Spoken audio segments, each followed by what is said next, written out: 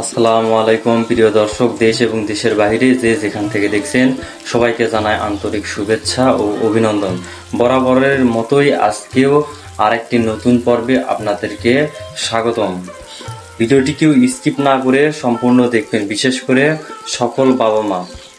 একটি বাবা মা পৃথিবীতে সবচেয়ে বেশি ভালোবাসে তার সন্তানকে।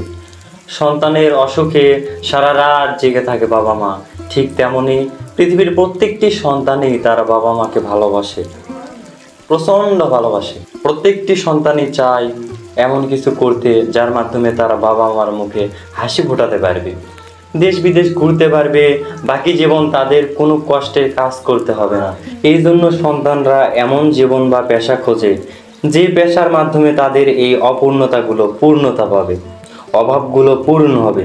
কিন্তু বাবা মা তো সন্তানকে অতিরিক্ত ভালোবাসে, তাই তাদের চাহিদা হয় খুব কম। এই জন্য তারা সন্তানকে খুব সাধারণ ছোট্ট একটা পেশা বেছে নিতে বলে, ছোট একটা চাকরি বেছে নিতে বলে। কিন্তু যখন ছোট একটা চাকরি বা কাজ বেছে নেওয়া হয়, তখন বাবা মার ওই ছোট আবদারগুলো পূরণ করা সম্ভব হয়ে ওঠে না। তখনই শুরু হয় বাবা মার মাঝে সন্তানের দূরত্ব। অনেকে এখানে বলবেন, আমি এখানে ছোট চাকরি বা কাজ কেন বলেছি? কোনো কাজকে ছোট করে দেখতে নেই। আমি তাদেরকে বলবো, হে মহা ব্যক্তিবর্গ, সবাই বলে যাদের মেয়ে কালো ভালো, নদীর জল ঘোলা ভালো, তাহলে বিয়ে করার সময় ফর্সা সুন্দর খোঁজেন কেন? যারা বলেন দুদিনের দুনিয়া আমল নামায় সাথে যাবে, শুধু দুনিয়া দুনিয়া করলে হবে, তারাই কেন মসজিদে বসে পটল বিক্রির গল্প করেন?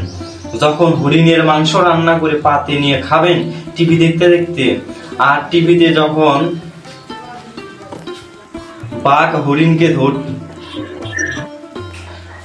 হরিণকে ধরতে ধরে, তখন বলবেন আল্লাহ বাঘ যেন হরিণকে ধরতে না পারে, আল্লাহ বাঁচাও। এবার আমি বাবা মার কাছে আসি। সন্তানকে বিজনেস করার জন্য 2 লাখ টাকা দিতে পারেন না, অথচ 5 লাখ টাকা খরচ করে বাহিরে দেশে পাঠাতে পারেন।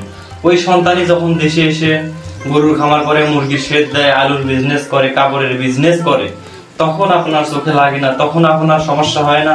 যখন চাকরির জন্য 15 লাখ 20 লাখ টাকা খরচ করেন, তখন আপনার হাদিস কোরআন কই যায়, হালাল হারাম কই যায়? হ্যাঁ, মানলাম বিজনেসে লাভ লস আছে, এজন্যই তো বিজনেস হালাল। তবে সঠিক ট্রেনিং নিয়ে উদ্যোক্তা হতে পারলে ইনশাল্লাহ সফল হবে।